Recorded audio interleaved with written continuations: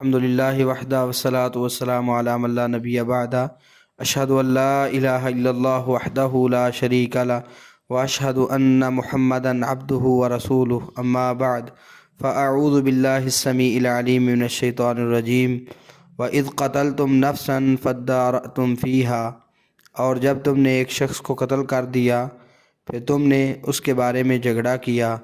وَاللَّهُ مُخْرِجٌ مَا كُنْتُمْ تَكْتُمُونَ، اور اللہ اس بات کو نکالنے والا تھا جو تم چھپا رہے تھے۔ فَقُلْنَا اضْرِبُوهُ بِبَعْضِهَا، تو ہم نے کہا اس پر اس کا کوئی ٹکڑا مارو۔ كَذَلِكَ يُحْيِي اللَّهُ الْمَوْتَى، اس طرح اللہ مردوں کو زندہ کرتا۔ وَيُرِيكُمْ آيَاتِهِ، اور تمہیں اپنی نشانیاں دکھاتا ہے۔ لَعَلَّكُمْ تَعْقِلُونَ، تاکہ تم سمجھو۔ بنی اسرائیل کے کسی شخص نے دوسرے کو قتل کر دیا، اور جو لوگ قاتل کو جانتے تھے انہوں نے اس پر پردہ ڈال دیا۔ اب وہ ایک دوسرے پر الزام لگانے لگے، جھگڑا شروع ہو گیا۔ تو اللہ رب العالمین نے ذبح شدہ گائے کا کوئی حصہ مقتول پر مارنے کا حکم دیا، جس سے اس نے زندہ ہو کر قاتل کی نشاندہی کر دی۔ اتنی بات ان آیات سے صاف ظاہر ہے۔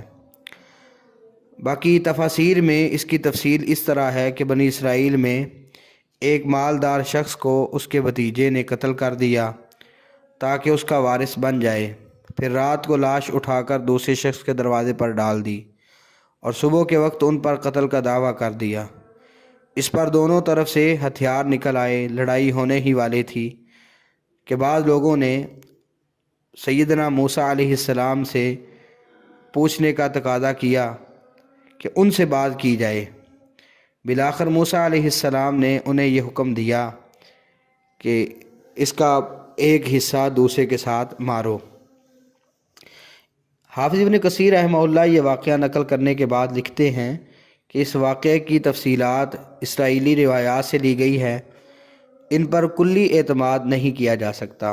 اور بعض مفسرین نے یہ فرمایا ہے کہ یہ قصہ بنی اسرائیل کے ایک آدمی کے قتل سے شروع ہوتا ہے، اس لیے اس کا مقام پہلے تھا، یعنی یہ بات پہلے ہونی چاہیے تھی، اور گائے کو جو ذبح کرنے کا حکم تھا وہ بعد میں ہونا چاہیے تھا۔ مگر اللہ تعالیٰ نے گائے ذبح کرنے کا حکم پہلے ذکر فرمایا تاکہ بنی اسرائیل کی نافرمانی کے متعدد مناظر سامنے آ سکیں۔ مثلا گائے ذبح کرنے سے انہوں نے جو دوری اختیار کرنے کی کوشش کی، بار بار سوال کرنا، ناحق قتل کرنا، پھر اسے چھپانے کی کوشش کرنا۔ اگر آیات کی ابتدا قتل نفس سے ہوتی تو یہ ایک ہی واقعہ معلوم ہوتا اور بنی اسرائیل کی نافرمانی کے متعدد پہلو نمایاں نہ ہوتے۔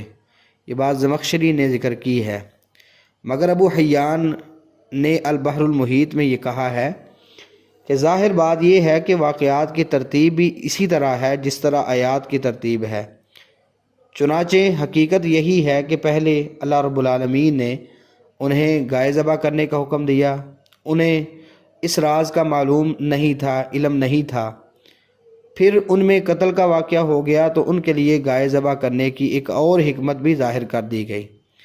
ہمیں کوئی مجبوری نہیں کہ ہم بعد والے واقعے کو پہلے اور پہلے والے کو بعد میں قرار دیں۔ رہی تاریخ میں مذکور کہانیاں تو ان کا کوئی اعتبار نہیں۔ تو حافظ عبدالسلام بن محمد بٹوی رحمہ اللہ کہتے ہیں کہ ابو حیان کی بات واقعتاً وزن رکھتی ہے، اس سے گائے ذبح کرنے کے حکم کی اہمیت و حکمت زیادہ واضح ہوتی ہے، اور جو ان کے اندر گائے پرستی کی جو جڑ تھی اس کو اکھاڑنے کا بھی بہت زیادہ مظاہرہ ہو رہا ہے۔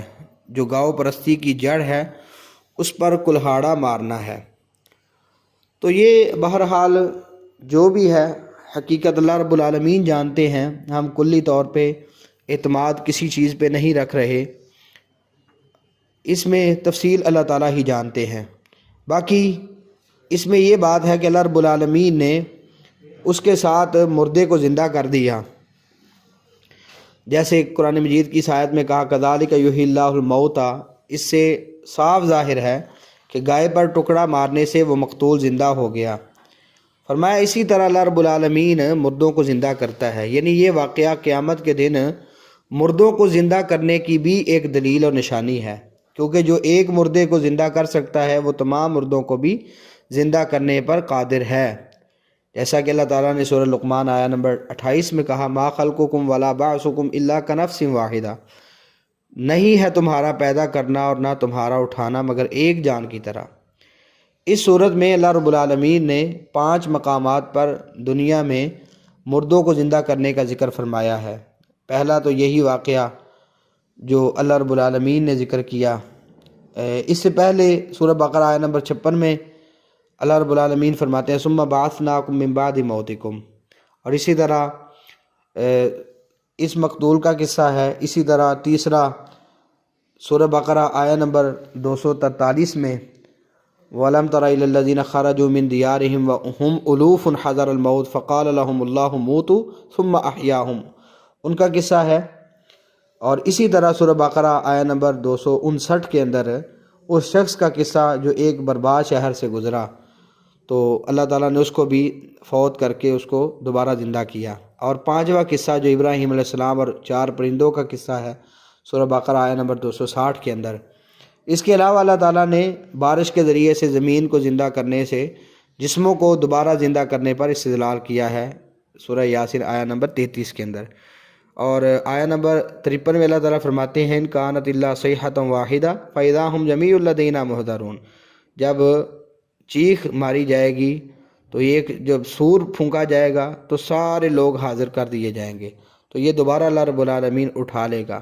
باقی اللہ تعالیٰ کے سامنے کوئی چیز بھی مخفی نہیں ہے، جیسا کہ اللہ تعالیٰ سورہ رعد آیہ نمبر 10 میں فرماتے ہیں سواء منکم من اسر القول ومن جہر بہ، کوئی بندہ سری بات کرے یا جہری، اللہ تعالیٰ کو تمام چیزیں معلوم ہیں۔